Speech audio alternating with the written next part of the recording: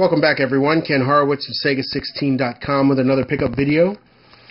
This one's going to be all Genesis. I got a bunch of Genesis games recently and crossed a few off my list. My list is pretty small now. I think it's something like 25-30 games before I get all the ones that I really want. Even though there'll always be stragglers that I didn't consider or didn't, really want. But if I find in good condition, complete, for a good price, I might pick them up. But the ones that are on my list are really numbering very few lately. The first one I got is Pinocchio. I got this one for a good price. I think this was the last Disney game that I was lacking. And after I worked on Aladdin, the article for Aladdin, I really wanted to go back and look at all these other Disney games. Even though this one doesn't say it really very big on the box, you can see it right there. Come on, focus. There you go. Virgin was involved in this one. But Disney did most of the work. But this copy is just pristine. I mean, everything. Look at the box. The box doesn't even open. That's how tight it is. Look at that. The manual is in excellent shape. The cartridge is in excellent shape. Everything is here. And it's in very good condition. I know that this may not be like as good a platform as Aladdin or The Lion King, but I really want to try it out. So I got that one, and I'm looking forward to playing that. Keeping on with the Disney theme and going further down in quality, I guess, I got both the Beauty and the Beast games. Now, this is really weird because neither one of these games were on my list, but I think this one was for $8.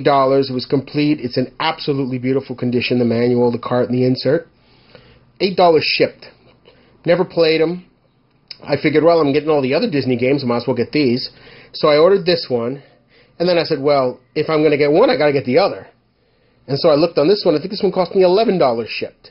The interesting thing is that these two games I bought about a week and a half apart, and they were both shipped separately by two totally different sellers in two different parts of the country.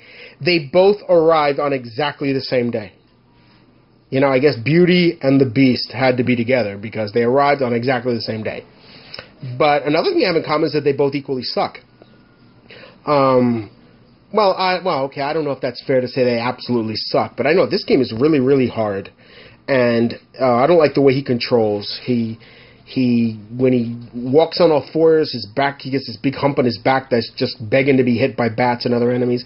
And it's one of those games where most of the enemies you see initially are like bats and snakes and rats, but they're like bats and rats that can kill you with 2 hits. I mean, they're the most lethal bats and rats you're ever going to find in your life, that kind of game. This one I haven't really played much. I put it on, watched the demo, and I started to fiddle around with it, but I didn't really get a chance to play it.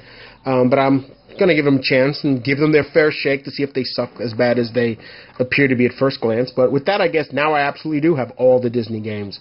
If not, God, I hope so, because that is about as low as I want to go. The last 2 games I got are 2 Neo Geo conversions. The first one, King of the Monsters 2. I saw a video on YouTube by Teddy Rubskin, who talked about the different versions of this game in the first one, and I'd seen them. I played them on Neo Geo. A friend of mine had them on Neo Geo, but I'd never actually given them a lot of playtime. So I figured, Genesis version, why not?